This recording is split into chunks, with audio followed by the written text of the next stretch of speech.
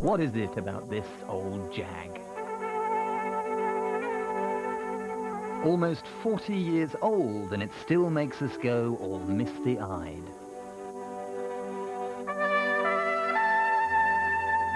Is it because we remember it as a getaway car, a police car, a racing car, or just Daddy's car?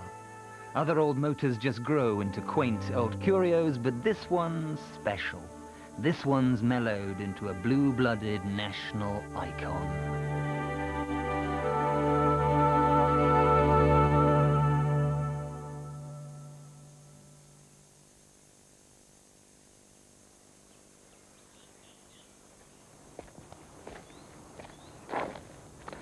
There's more romance in this old Jag than in a Barbara Cartland novel. A tale of cads and spivs, suede shoes and tonic with plenty of gin. You see, we love this old glamour-puss because it reminds us of an age before political correctness, when it was okay to indulge in a bit of mild mischief. There were no speed limits and you could drive like a bounder and everybody just scuttled out of your way. Voguish, roguish, raffish, yet respectable, Jaguar pulled off the big one when they made the Mark II because they created the perfect product. The Mark II story begins with one man, Sir William Lyons. By the age of 21, he had his own business building Swallow motorcycle sidecars. But before long, he was giving shape to some of the most voluptuously styled cars in the world and establishing a design philosophy that was to stay with him all his life. Elegance that almost anybody could afford. By the end of the Second World War, Sir William had moved to Coventry, called his new car company Jaguar, and the rest, as they say, is history. The Jaguar production success in the 50s had been built around two cars. The XK sports car, which was strictly a two-seater, very, very fast, good performance, and was great for the gadabout town, the sporting man, the man who wasn't married, didn't have kids. And of course you have the gargantuan Mark VII, Mark VIII saloons, built for the company chairman, the people who like to be chauffeur-driven, the people who had families who were well-to-do, old money if you like. But in 1955, Sir William offered all things to all men with his new Jag Mark I. Quick, elegant and accommodating, it was the world's first compact sports saloon and the first Jag without a chassis.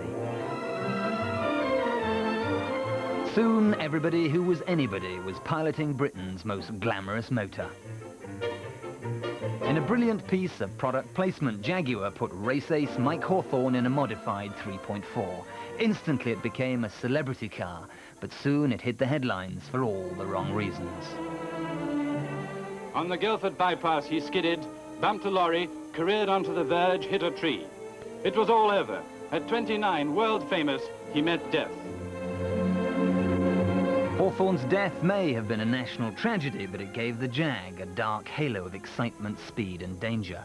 The Mark I had been immortalized. It was time for the Mark II. In 1959, Jaguar performed one of the most skillful facelifts in the history of the motor car. With a few gentle tweaks and tucks, they made the Junior Jag even more stylish, rakish and desirable. Suddenly, the Mark II was one of the best-looking cars on the road. At the time, there was a saying that no matter which way you pointed a camera at the Mark II, it looked good from any angle. At a stroke, it rendered most other British saloons upright and dumpy. With tensed rear haunches, arched back roofline and a grille that looked like it could bite, the Mark II had a predatorial brutality. The initial public reaction to the Mark II Jaguar range was one of delight at the car and surprise at the price. The 2.4 came in at about 1,500 and something, the 3.4 at 1,600 and something, and the 3.8 at 1,700 and something, which made them comparable with an upper specification in the Ford range. Despite the success of the Mark II series, it was apparent to Jaguar that there were still a lot of people who, whilst aspiring to own a Jaguar, assumed that they couldn't afford one. And it was because of this, in 1966, we launched a specific advertising campaign to tell people that the 2.4 was available at 1,341, and they could enjoy the Jaguar kind of motoring at that price. The Jag started life very respectably, adored by the martini-mixing middle classes. The driveways of Surrey became known as the Jag Belt. Plush, moneyed and terribly glam, it was a monster hit. But who would have predicted that the Mark II's grace, space and pace would appeal to a completely different market? Before very long, the brave new Jag had fallen among thieves.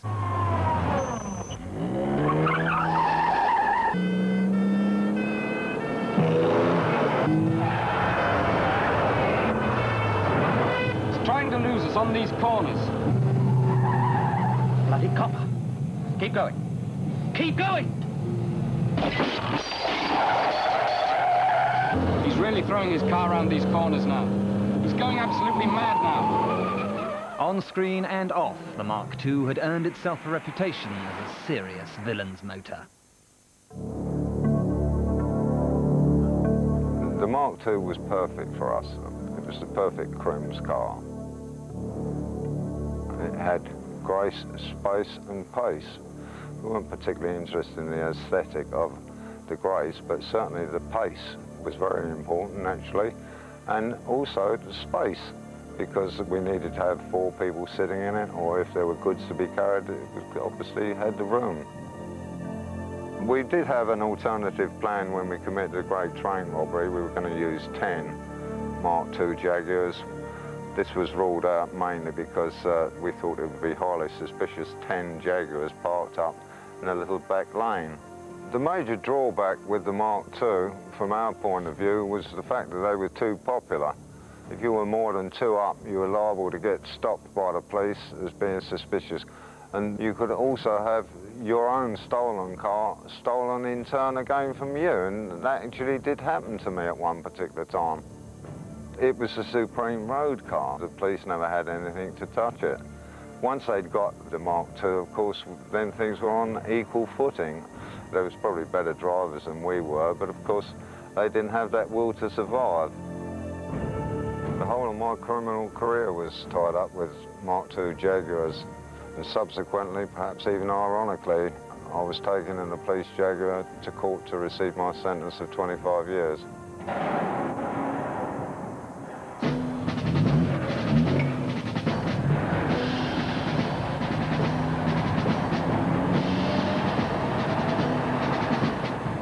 In Manchester City Police area in the mid-60s, we had the Jaguar 3.8 Mark II.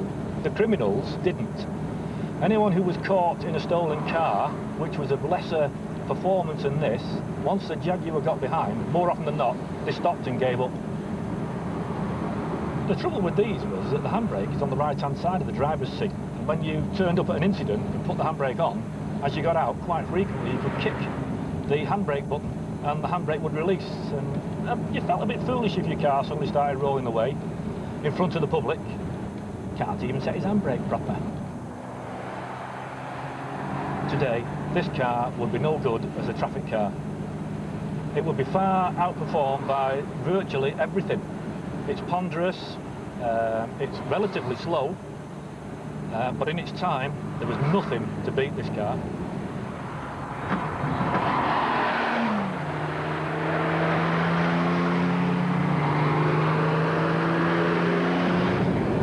Back in the 60s, the 3.8 model was a wild car. The legendary straight-six twin-cam XK engine could push out 220 horses. And if you depressed the big accelerator to the floorboards, it could max at 130 miles an hour. And many did, because it was hard to resist that big bonnet rising and watching the needles on the white-on-black gauges soar. For a moment, you were king of the road.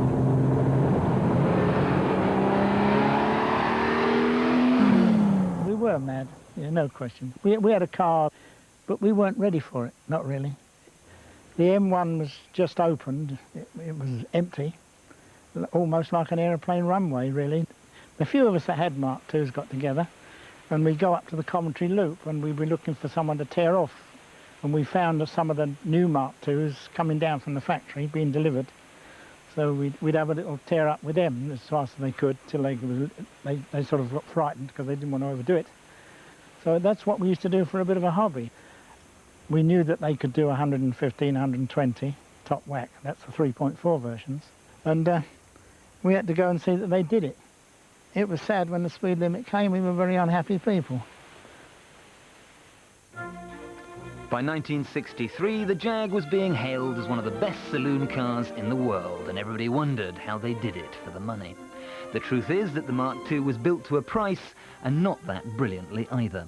Margins were tight, and for every £1 Jaguar made, only sixpence was retained profit, which is why the Mark II rusted, leaked oil, and consumed timing chains like Smarties.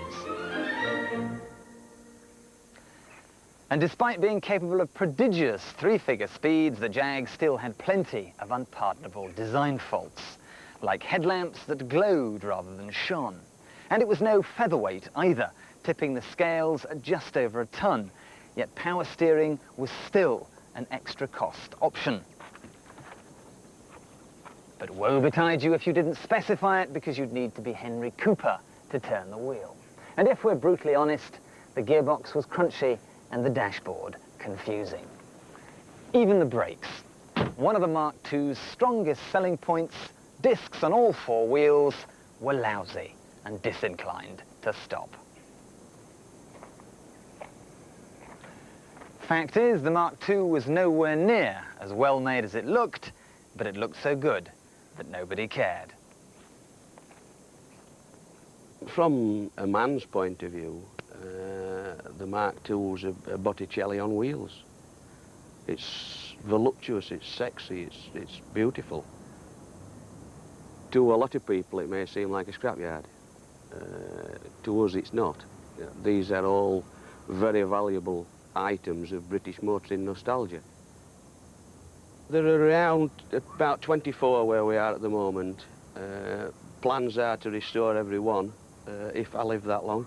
My son and my grandson maybe will finish the job I've started. It's just so worthwhile at the end of the day. When you get something like one of those there, that's a pile of scrap, and you turn it into a thing of beauty like this, what more do you want? Look at the shape of that. Look at the shape of that car. It's gorgeous. The wife thinks I'm a bit of an idiot sometimes because it takes over my life. She says I think more about the Jags than I do her. I'm not going to comment on that. I don't ever want to see a time when Mark II Jaguars aren't on the roads. And if I can put another 100 on, then that's all well and good. Jaguar knew that the Mark II's lines were its strongest suit, which is why Sir William offered establishment types a Daimler version, the gentlemanly 250 V8. By the late 60s, another facelift was called for. This time, in a cost-cutting exercise, those lovely broad bumpers went to be replaced by cheaper slimline versions. And horror of horrors, the leather seats went as well. 240 owners now had the indignity of sitting on ambler upholstery, or plastic, to you and me. Buyers were also opting for the roomier, more refined and better handling S-Type. As well as independent rear suspension, it had a slippery, wind-cheating shape. The S-Type was altogether faster and more modern looking. And when the 420 appeared with its cliff-hanging front, it made the rotund Mark II look dated. Its days were numbered, especially since there was another big cat ready to pounce.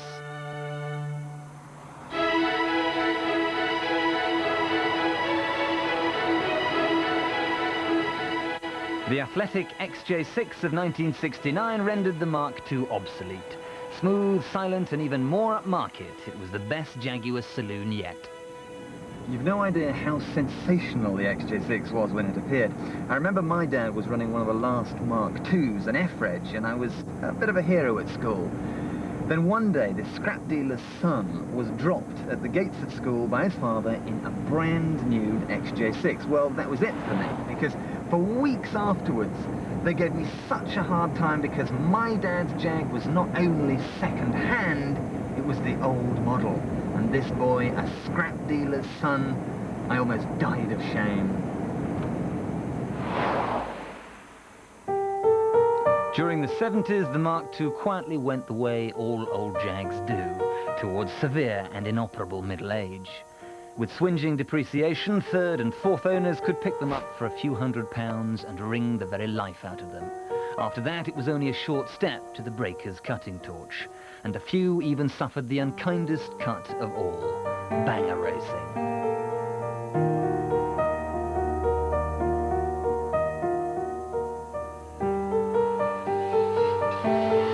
from the 80s and things started to look up.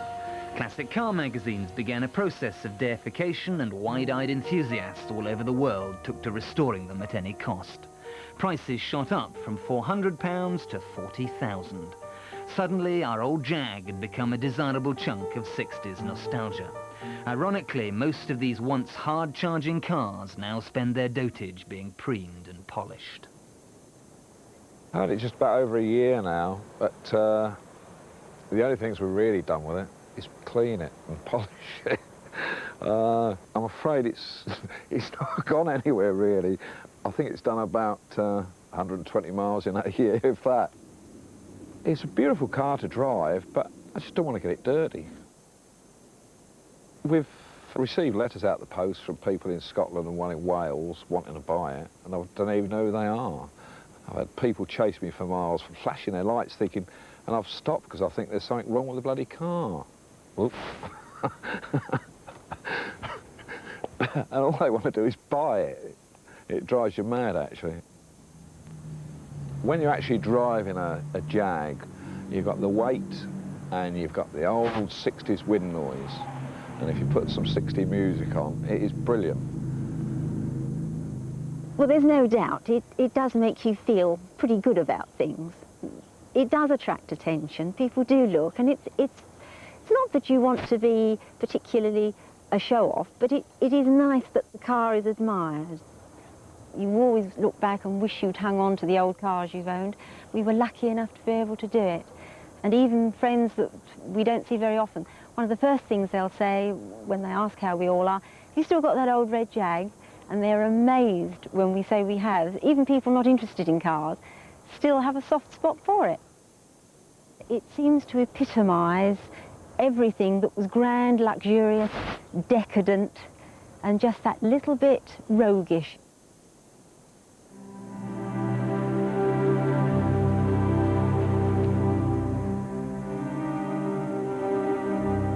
So why, for 37 years, has this old Jag never really stopped captivating us?